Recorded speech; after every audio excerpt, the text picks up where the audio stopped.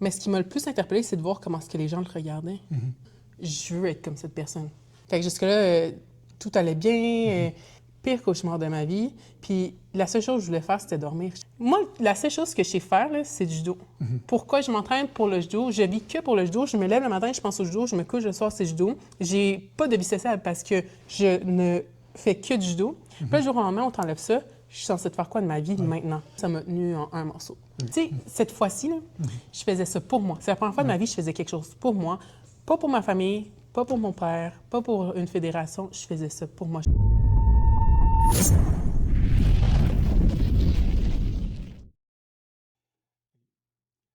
On est avec Anna-Laura Portuondo Issassi. J'ai bien dit? Oui. Bonjour Anna. Bonjour, ça va bien?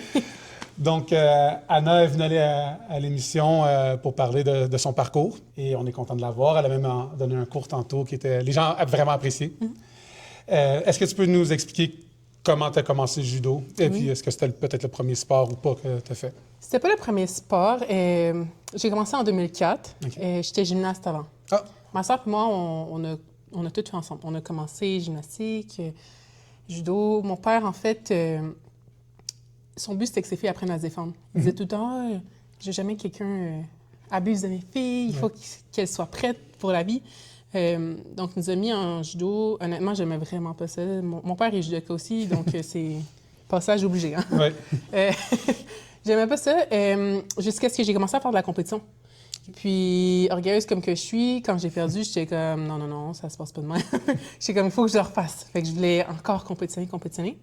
Mais tu sais, sans plus. Puis, à un certain moment donné, je me souviens, je ne sais plus exactement c'est en quelle année, mais Nicolas Gill est venu au club judo Verdun, parce que c'est là où j'ai commencé. Okay. Il est venu, puis tu sais, moi, je savais pas là, c'était quoi un Olympien. J'étais comme, OK, au pire, on a un invité. Il a commencé à parler de son parcours, puis j'étais comme, c'est vraiment intéressant. Mais ce qui m'a le plus interpellée, c'est de voir comment est-ce que les gens le regardaient. Je veux être comme cette personne. Je veux que les gens me regardent comme ça. Tu as eu une inspiration. Ah ouais, j'étais comme... Puis là, je suis sortie du cours, j'ai dit à mon père... Puis en plus, je me souviens, on était ceinture orange-verte, ma soeur et moi. Nicolas, il nous a promus. Fait qu'il nous a donné notre ceinture. Mon entraîneur, il avait tout de planifié, mais moi, je me sentais encore plus spéciale. J'étais comme, moi, j'ai... C'est le grand champion qui nous promut et tout. Donc, ma soeur et moi, on était vraiment contentes.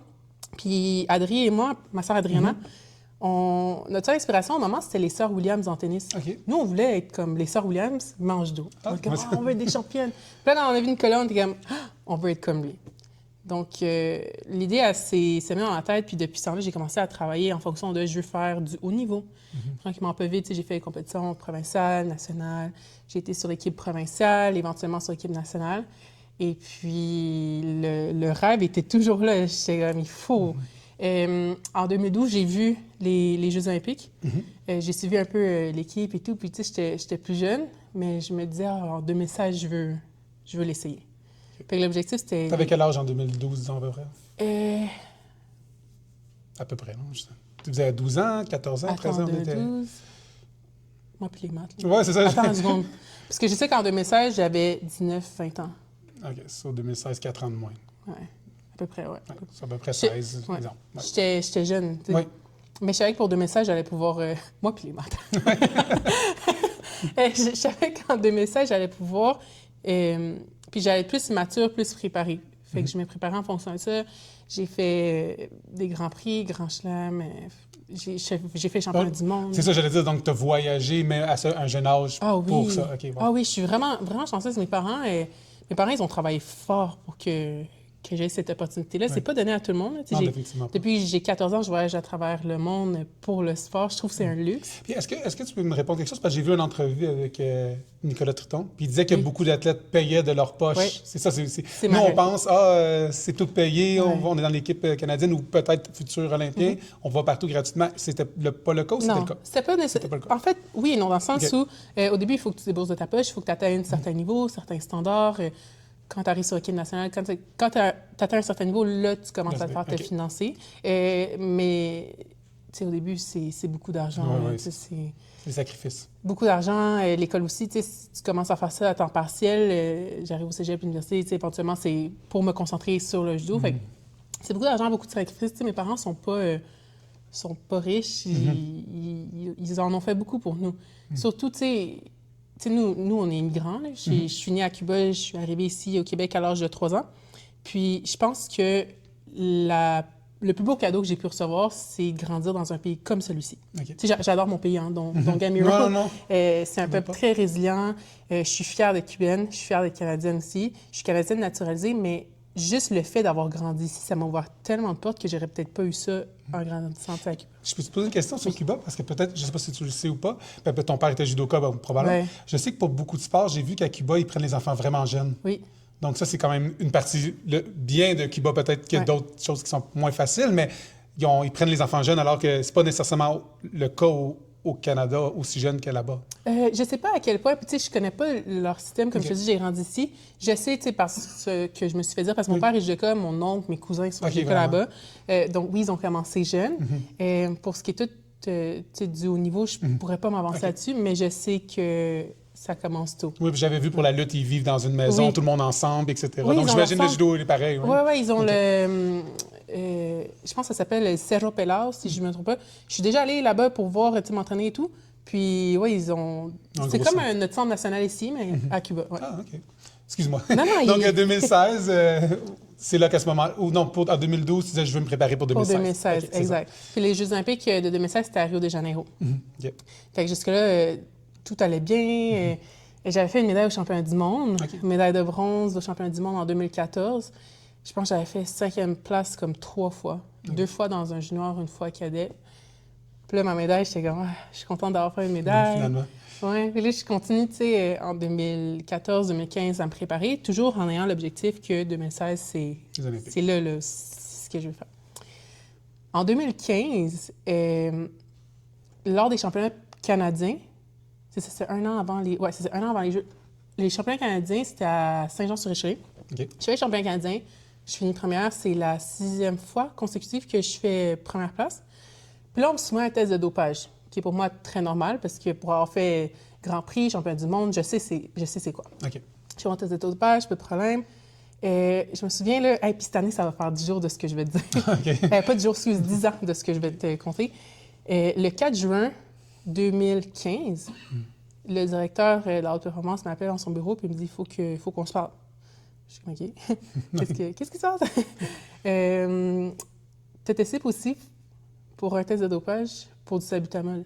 Puis là, je suis comme, pour de vrai, je pensais que c'était une blague de mauvais goût. Après, je suis comme, ben non, il va pas me niaiser avec des choses comme ça. Ouais, c'est ça, c'est trop J'ai eu l'impression que le monde s'arrêtait d'un coup sec parce que je sais c'est quoi ça implique, tout ça. Comme si on m'avait lancé un verre d'eau glacée en pleine face. Puis le salbutamol, je sais ce que c'est parce que c'est ma médication. Je suis asthmatique depuis que... parce que je t'ai dit tantôt, mais je joue au soccer aussi. Oui, OK. Depuis 2012, j'ai été diagnostiquée comme étant asthmatique. Puis j'ai des pompes. Il faut que je les prenne à l'effort, avant l'effort, pour éviter de sciller, de faire des crises. Ouais. Pour te faire l'histoire courte, j'ai joué le test de dopage de 0,1. J'ai dépassé la limite à 0,1. Puis eux, ce qu'ils disaient, en fait, c'est que j'ai utilisé le salbutamol de façon excessive pour augmenter mes performances. Puis ça, c'est ce qui... Le CCES, l'Agence antidopage, disait. J'étais allée en cours, il a fallu que j'embauche un toxicologue pour prouver que, écoute, je me suis pas dopée, c'est ma médication, j'ai tous mes papiers, tout en règle. Ouais. Je trouvais que c'était d'une absurdité totale. J'étais comme, c'est les championnats canadiens. Cette compétition-là n'affecte en rien ma qualification pour les Jeux olympiques. Je suis quelqu'un d'intègre, j'ai jamais fait de drogue, je bois pas. Comment je peux échouer un test pour du salbutamol? Et à ce jour, j'en utilise encore, c'est ma médication. Fait que si j'ai une crise, ou pour prévenir, il faut que j'apprenne. Ça devait sembler irréel quand même. J'y croyais pas. Puis tu sais, mes parents m'ont tout le temps élevé en me disant, si tu fais bien les choses, si tu es intègre, si tu es poli, tu es une bonne personne, tu vas sur ta ligne droite, tu sais, tout va bien. Puis moi, je suis comme, mais j'ai rien fait de mal. Puis je dis la vérité, voici ce qui se passe. Le toxicologue, il essayait d'expliquer que l'échantillon qui a été recueilli, déjà, j'étais déshydratée, fait qu'il y avait plus de concentration, mais il essayait de donner une explication plausible, justement, pour justifier, expliquer ce qui s'est passé. Puis je me souviens, Alex, là, on était en cours parce que c'était le CCAS versus moi. Puis c'est la cour, mettons, des athlètes. Là, c'est pas... et je me souviens, mot pour mot, quand on a dit le salbutamol par voie inhalée, comme j'ai pris les pompes, n'a pas d'effet sur les performances. Là, je suis comme, parfait, mais j'ai gagné. Bonne nouvelle! On devrait même pas être ici, c'est fait. Puis moi, je pensais que j'avais gagné ma cause. Oui. Par voie orale, oui, ça a des effets. C'est ce qu'ils avaient dit. Pour le reste, j'étais plutôt confiante. Je me suis dit, ben c'est fini, là. Comme C'était c'était juste un peu plus que la dose, oui. Puis comme ça va être réglé, on va passer à autre chose. J'ai lu, il y a personne qui m'a appelé pour m'informer. J'ai lu le véridique. Puis quand je disais ça, là, ça coulait. J'étais comme... On t'a envoyé une lettre, quelque chose? Oui, je l'ai vu sur leur portail. Il y a personne qui me l'a notifié. Suspendu pour 2 ans. J'étais comme, oh my God. Genre, les jeux, c'est fini. Puis ce que je trouve le plus triste dans tout ça, c'est que jusqu'au dernier moment, j'avais espoir que ça change. Oui. Que ce soit comme, ben non, on a fait une erreur, comme à pouvoir finir de se qualifier et tout. Oui. Mais je pense que c'est vraiment important, c'est qu'il n'y a même pas quelqu'un, exemple, de l'équipe canadienne qui t'a appelé, bien, peut-être après, mais je veux dire, c'est le portail, tu t'es logué, tu as regardé, puis il y avait le verdict. En fait, c'est ça, eux, c'est même pas le CCS, c'est le... Je sais pas comment ils appellent ça, mais le tribunal, justement, pour les athlètes, ils publiaient ça sur un portail. Je l'ai lu, puis la première chose que je suis allée faire... Mon coach, c'est fou, hein, mais mon coach, je dis toujours, c'est comme mon 3e parent. Je suis même pas allée vers mes parents, je suis allée vers mon coach. Et je suis allée à Boucherville, je suis allée le voir, j'ai dit, regarde, comme... Puis je pleurais, là, j'étais pas capable. Pour moi, c'était inconcevable. J'étais comme, tous nos efforts viennent de tomber à l'eau. Je suis comme, j'ai rien fait de mal. Pourquoi ça m'arrive? Puis c'est souvent ça que je me disais, pourquoi ça m'arrive? Puis mon coach me dit, Anna, tu reviendras juste plus forte après. Puis je dis, je vais revenir certain. Je pleure, mais je dis, pas jamais. Mais ça doit être facile de vouloir arrêter dans une situation comme ça. Justement, tu dis, j'ai tout fait correctement, puis là, comme ton monde s'écroule après toutes les années de travail. Mais tu serais étonné, pour moi, ce n'était pas une option. Arrêter, c'était pas une option. Puis tantôt, je t'ai dit orgueilleuse comme je suis. Oui, mais c'est ça. Je me disais, si j'arrête, j'avais l'impression, c'est comme si je leur donnais raison. Puis là, j'étais comme, ben non, si j'arrête, ils vont être comme, ben oui, tu sais. Puis c'était ça, hein. Les articles, les médias, des fois, là, je te jure, c'est hard, là, comme ils tournent le couteau dans le plaie. C'était souvent une athlète olympique dopée, mais tu dis pas c'est quoi qui se passe. Tu fais juste ça. Puis là, c'est mon nom, c'est ma réputation. Attends, c'est pas juste moi, ma sœur, on porte le même nom de famille. Fait, puis on est très pareil, on se ressemble et tout. J'étais comme, ça va l'affecter, elle aussi. Puis je suis comme, comment est-ce que je peux défaire ça? Puis je te jure, pendant 2 ans, c'était le pire cauchemar. J'ai vu les Jeux. Là, je suis arrivée, tu sais, c'était en 2016. Clairement, je vais pas aux Jeux olympiques de 2016. J'ai pas été capable de regarder les Jeux olympiques. C'est ça, j'allais dire. Tu dis j'aurais pu être là. Puis là, j'ai pas été capable. J'étais pas capable. Je voulais rien savoir. Je voulais pas voir les gens du judo. Je voulais pas aller... Attends, c'est parce que je t'ai pas dit ça. En étant suspendue, je perds mon brevet. Donc, je suis plus... On me finance plus. J'ai plus de brevet, d'argent qui rentre. Mon programme sport-études, j'ai été retirée du programme sport-études. Je peux plus m'entraîner au centre national, dans aucun centre national. Fait là, je suis comme, tu fais quoi? Pour moi, c'était le pire cauchemar de ma vie. Puis la seule chose que je voulais faire, c'était dormir. J'étais comme, peut-être si je dors assez, je vais me réveiller. Puis ça va être fini. Puis ça va juste être un mauvais rêve. Puis là, je me réveille, puis je suis comme, oh my God, c'est ma réalité. Puis là, je pleure beaucoup. C'est la descente, là. Je suis comme... Moi, la seule chose que je sais faire, là, c'est du judo. Pourquoi je m'entraîne pour le judo? Je vis que pour le judo. Je me lève le matin, je pense au judo. Je me couche le soir, c'est judo. J'ai pas de vie sociale parce que je ne fais que du judo. Puis là, le jour au lendemain, on t'enlève ça. Je suis censée faire quoi de ma vie maintenant? C'est ça, je pense que pas tout le monde réalise à quel point que quand on est un athlète qui va vers les Jeux, ça devient toute ta vie. C'est toute ma vie. Ça, tes amis, tout ça, tout le monde est sur le côté. Là, c'est juste ça que tu fais. C'était toute ma vie. Puis, tu sais, je voulais pas arrêter. J'étais comme, je leur donnerais pas raison. On dirait que j'étais comme, ça ferait trop plaisir. Ça fera pas plaisir à personne, j'arrêterai pas. J'étais comme, j'arrête pas, je veux arrêter sous mes termes et conditions. Pas parce qu'on m'a enlevé. Et j'ai vraiment, et à ce jour, ça fait 10 ans, j'ai encore l'impression qu'on m'a enlevé 2 ans. Je me suis dit, t'as le choix, ou tu pleures, tu déprimes, tu fais rien. Ou tu pleures, mais tu continues, tu sais. Je peux pas juste... c'est correct, pour moi, c'est comme, vis ton émotion, mais va t'entraîner. Puis moi, je sais comme, en 2017, quand la suspension va être levée, il faut que je recommence. Fait que j'ai commencé à m'entraîner en jiu-jitsu. C'est comme ça que j'ai rencontré le jiu-jitsu.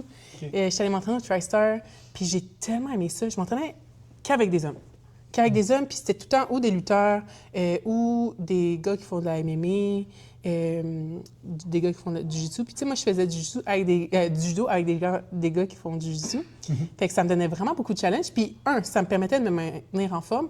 2, de m'entraîner puis pas me déprimer. j'étais tellement contente. Quand je fais du jiu-jitsu, je suis heureuse.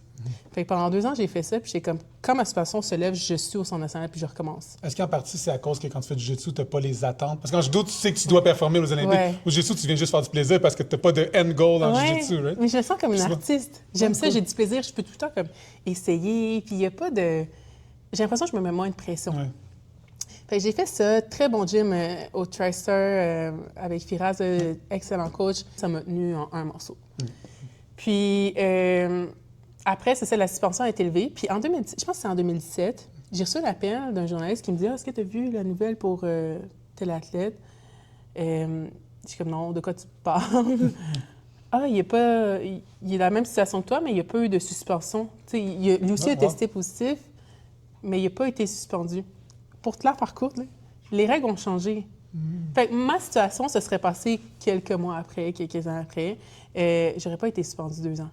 Moi, j'étais comme, oh my God. Je suis contente pour le gars. Heureuse et fâchée en même temps. Ça. là, Ben, c'est tant comme mieux les que ça deux ait émotions. servi. Tu sais, je me dis, tant mieux que ça ait servi pour que ça crée un précédent. Ça reste quand même que j'ai perdu 2 ans. Oui, c'est ça. Je suis contente pour le gars, mais je suis comme, ça fait mal. Ouais. Puis là, j'étais comme, mais je vais faire quoi? Je peux rien changer. Ça, c'est ton affaire. Si tu peux rien changer à la situation, bouge. OK. Ça sert à quoi, moi, de me marteler encore puis être comme, ah.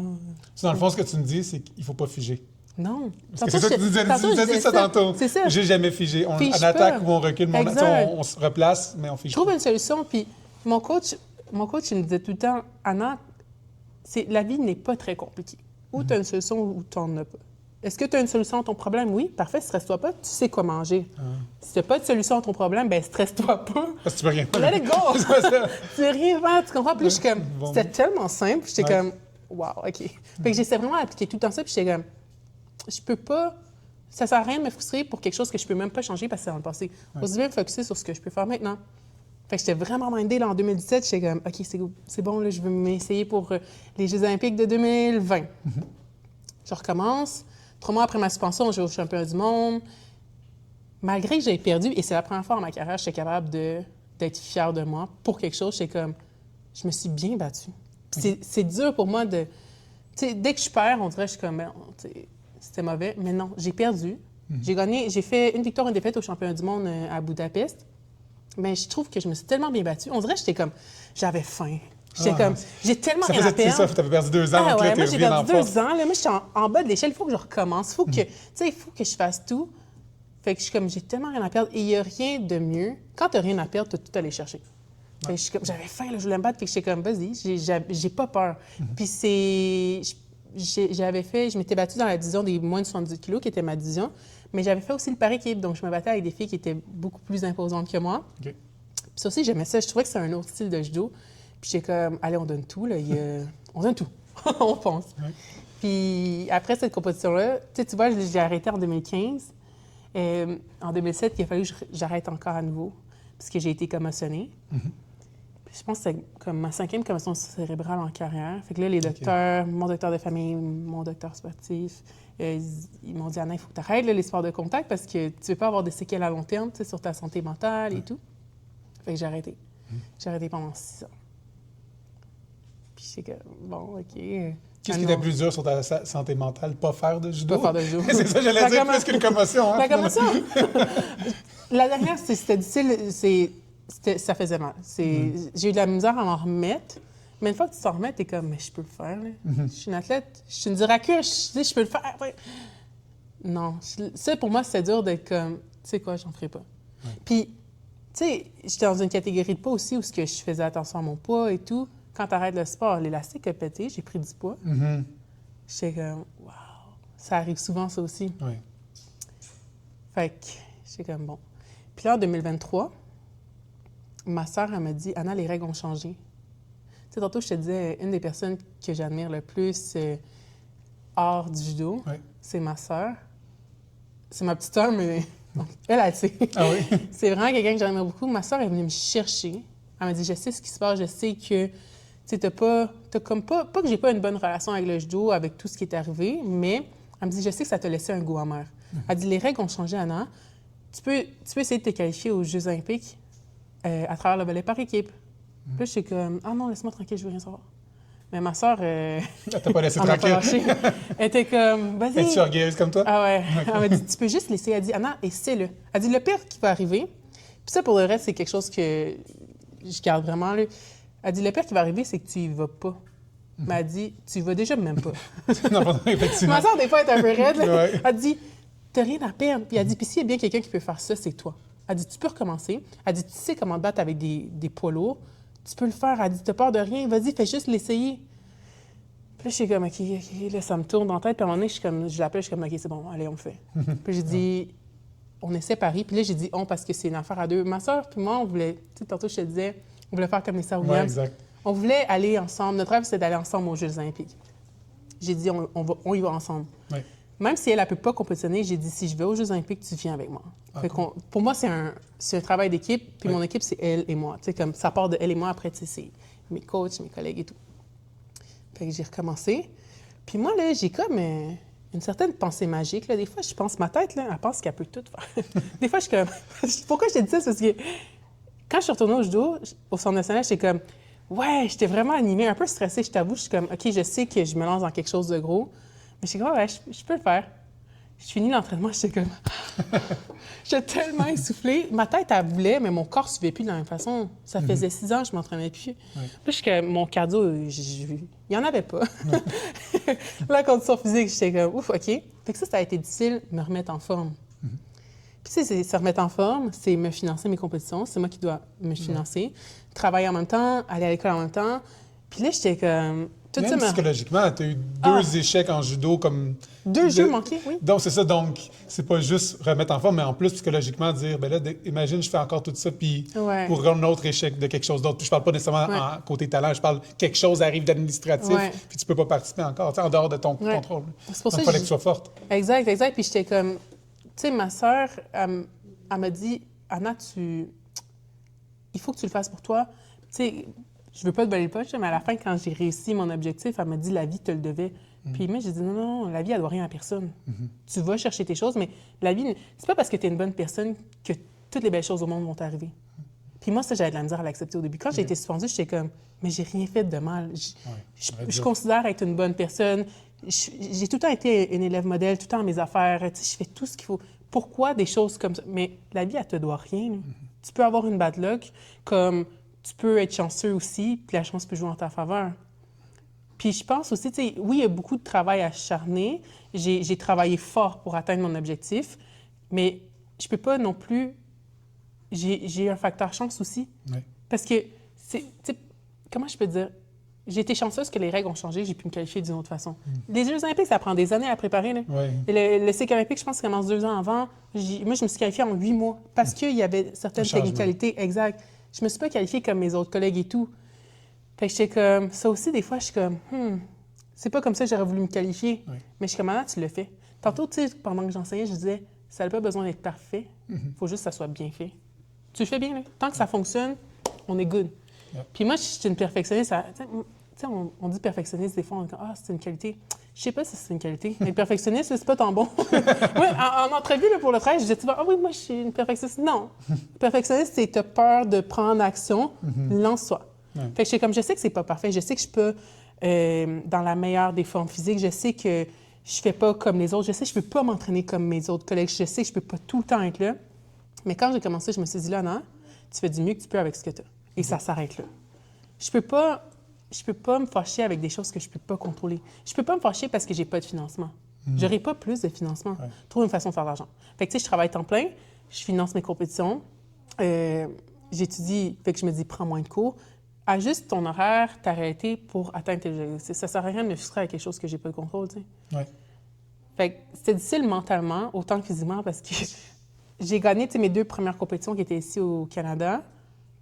En janvier 2024, j'ai fait un Grand Prix, j'ai fait une victoire, une défaite, j'ai perdu. Là, je suis comme, OK, je trouvais que je m'étais bien battue. On va essayer un Grand Chelem. Je pars au Grand Chelem, là, je suis comme, ben voyons, genre, je me qualifierai jamais. Parce qu'il fallait que je sois numéro 1 au Canada, dans ma division de poids, pour que quand la qualification olympique allait terminer, ça soit moi qui reçois l'invitation. Okay. Puis là, je voyais le pointage, puis j'étais comme, ben là, j'y arriverai pas. Là. Puis là, je me suis dit, ne change pas ta façon de penser. Tu sais, des fois, quand tu es sous stress, tu es comme, OK, on va tout changer le plan, tout le... Non, j'étais comme, on s'est fixé tel événement, On continue. on continue. Puis là, c'est en 2000...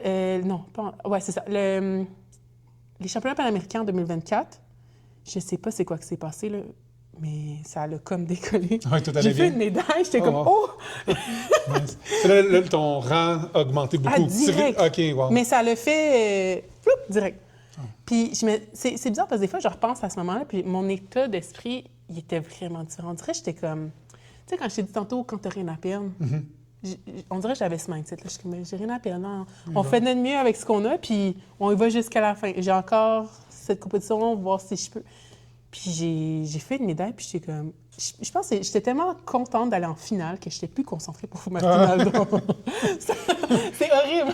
Moi, puis je pense que j'étais vraiment très fébrile parce que j'ai battu une de mes idoles, Idalis Ortiz, en 30 secondes. Puis moi, j'étais comme, qu'est-ce que je viens de faire?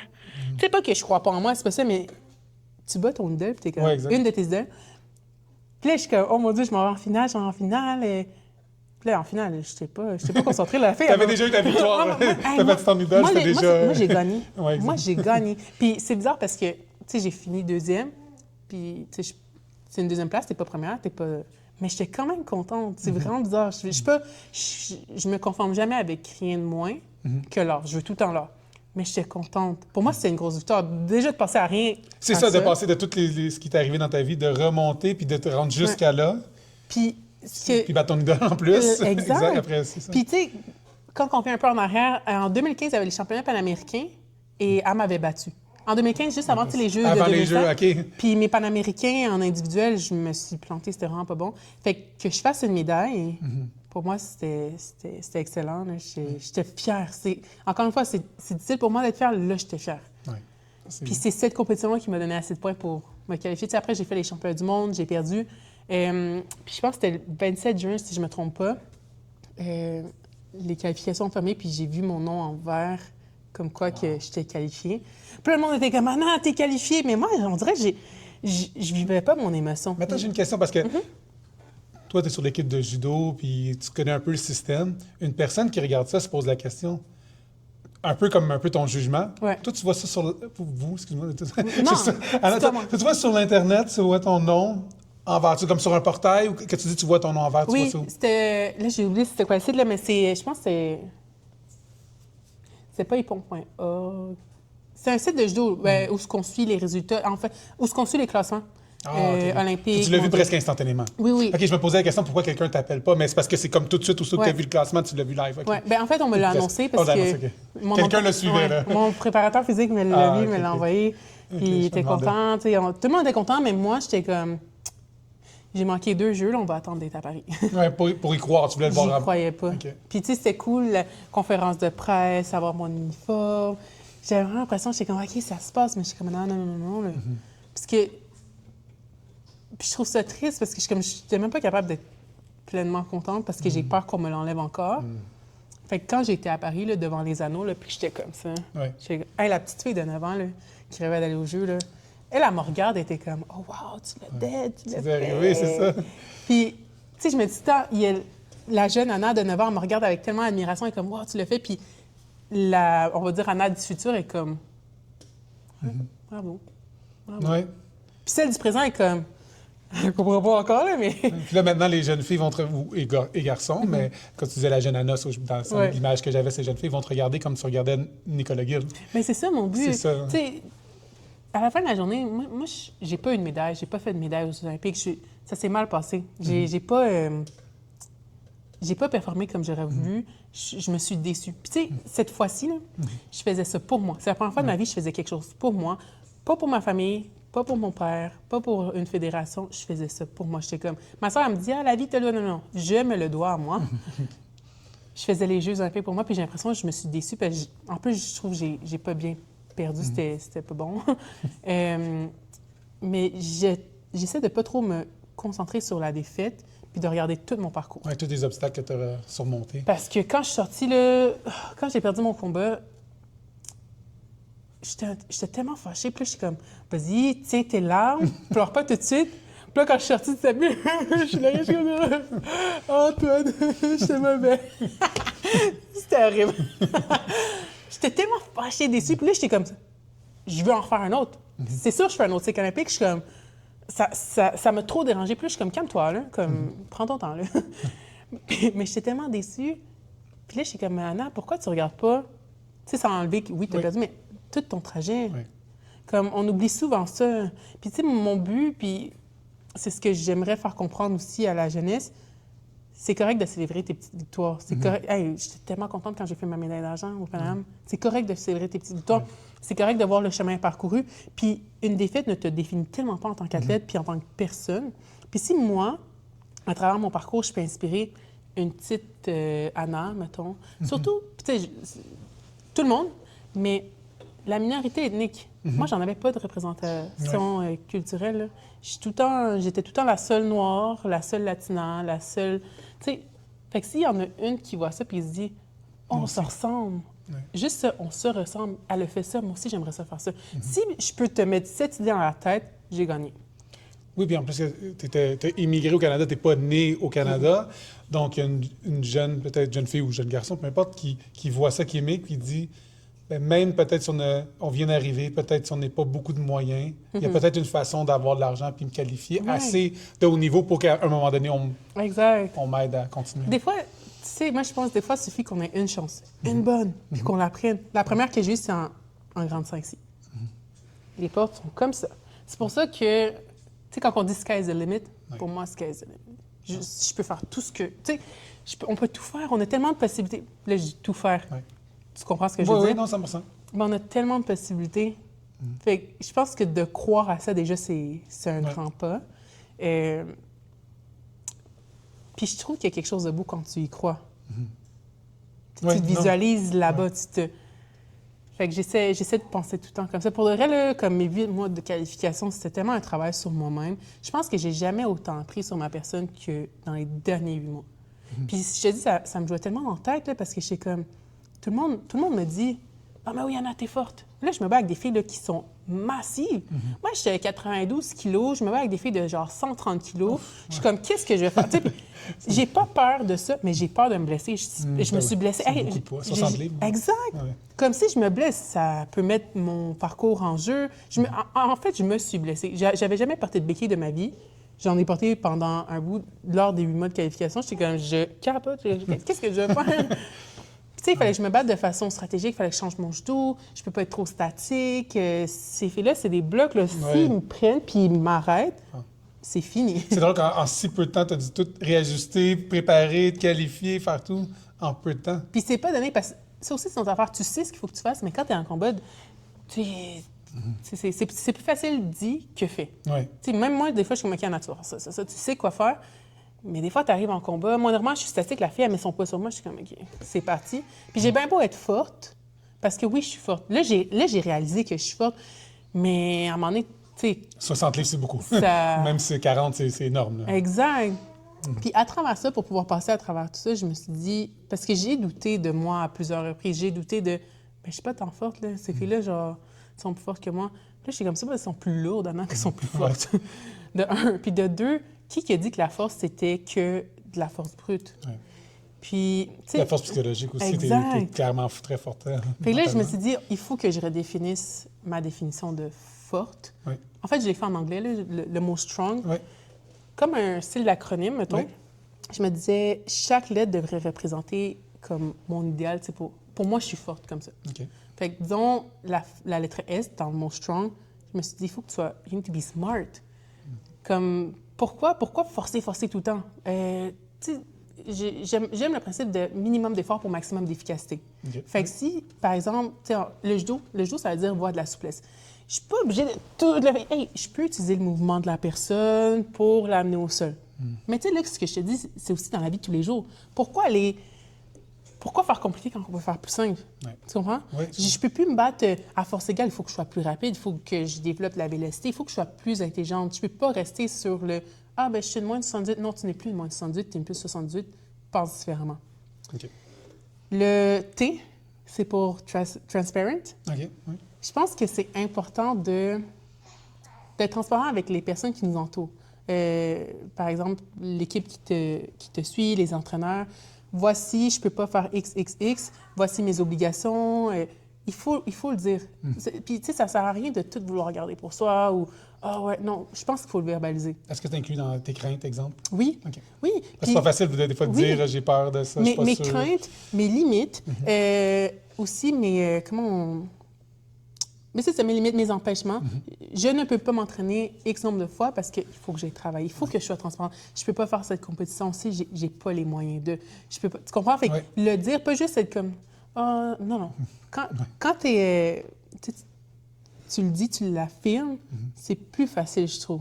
Puis je pense que ça requiert de la force aussi. Oui, non, définitivement, des fois, on a peur de le dire. Par peur d'être jugé. Oui, c'est aussi son enfant, la peur de peur du jugement. décevoir. Ouais. Mais, tu sais, la peur du jugement, là, comme tout le monde va nous juger. Là. Oui.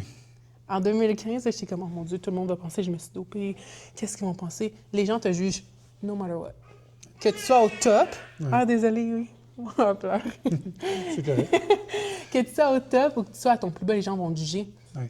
Je pense qu'à la fin de la journée, il faut que tu sois capable de te regarder dans le miroir et être comme, tu te respectes. Oui. Comme, tu sais, c'est toi envers toi-même. Là.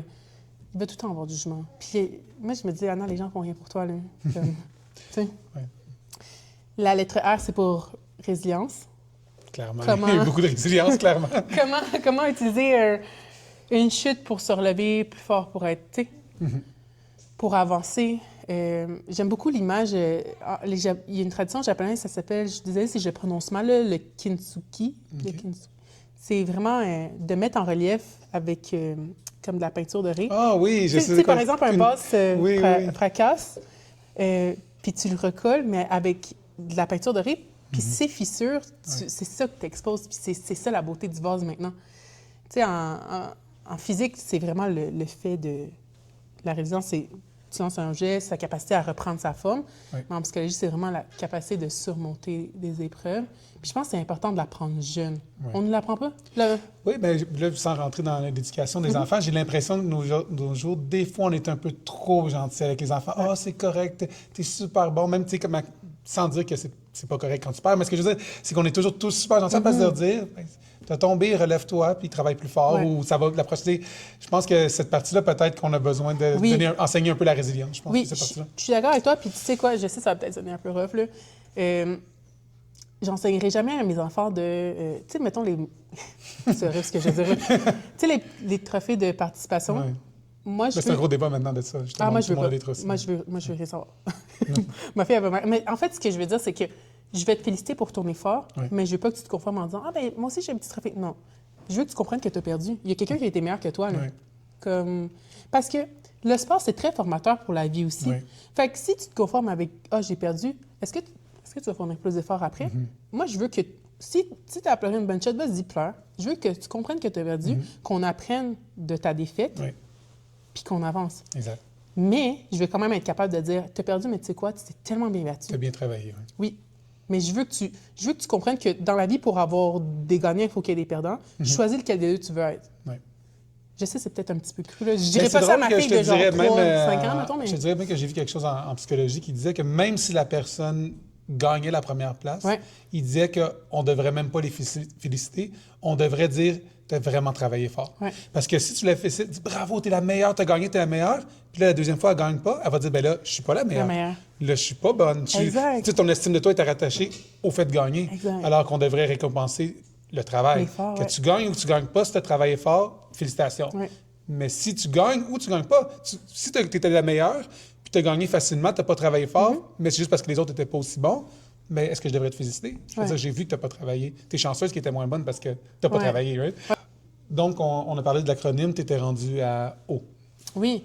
Bien, la lettre O dans Strong, moi, une de mes forces, c'est l'organisation. Quand tu es organisé, c'est structuré. Quand tu as une planification, tu sais, c'est plus facile de mettre en exécution, tu sais, le tout. Ça te sauve du temps, ça réduit ton stress, tu as de l'air aussi plus crédible. Tu sais, là, je te parle dans le sport, mais aussi dans la vie. Dans la vie professionnelle.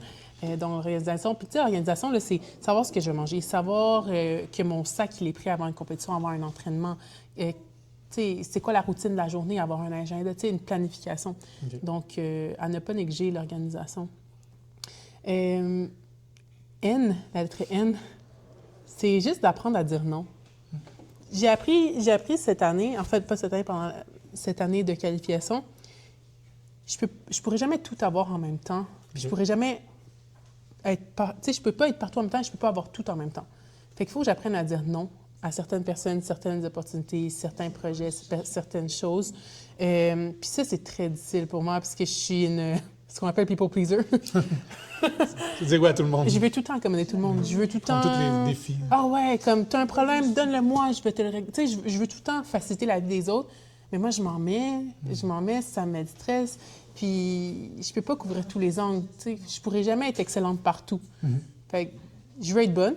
Je me dis, je peux pas être excellente, je peux essayer d'être bonne un petit peu dans tout ce que je fais, mais il faut que j'apprenne à dire non. Pas trop de cours à l'université. Au travail, j'accepte pas certaines promotions ou opportunités.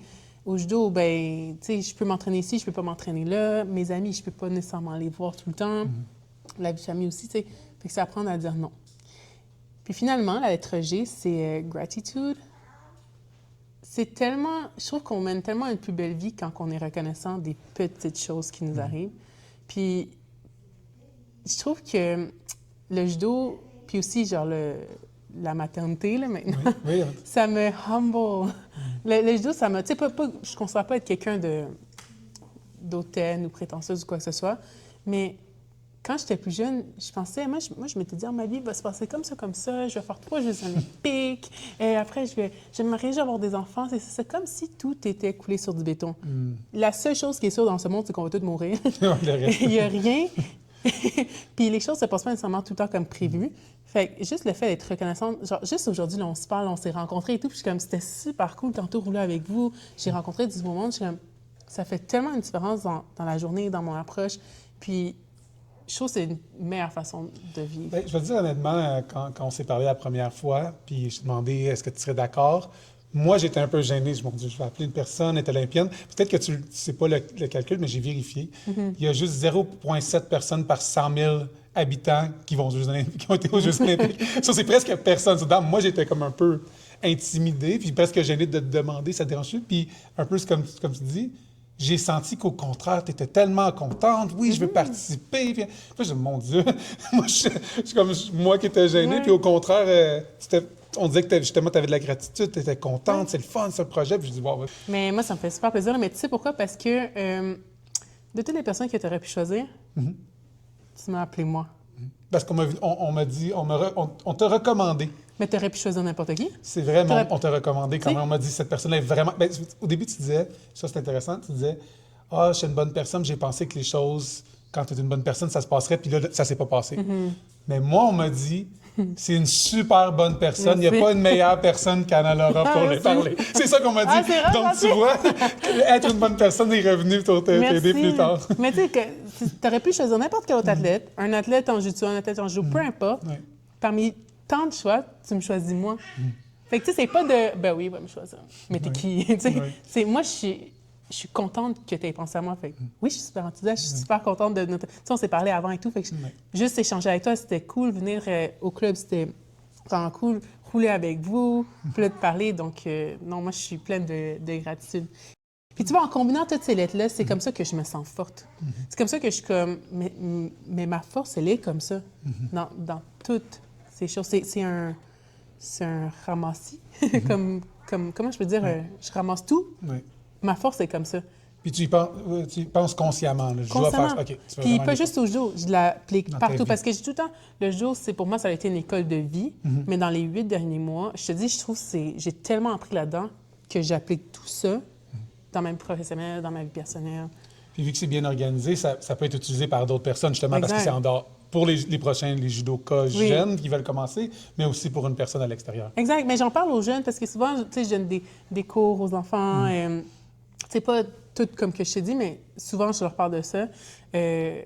Dans des conférences, des séminaires, je parle de ça parce que c'est mon plus grand apprentissage, c'est ça. Puis est-ce que les conférences, parce que là, on peut parler de ça parce que tu m'avais dit que tu faisais des conférences, puis peut-être t'en feras encore de plus en plus, on va voir.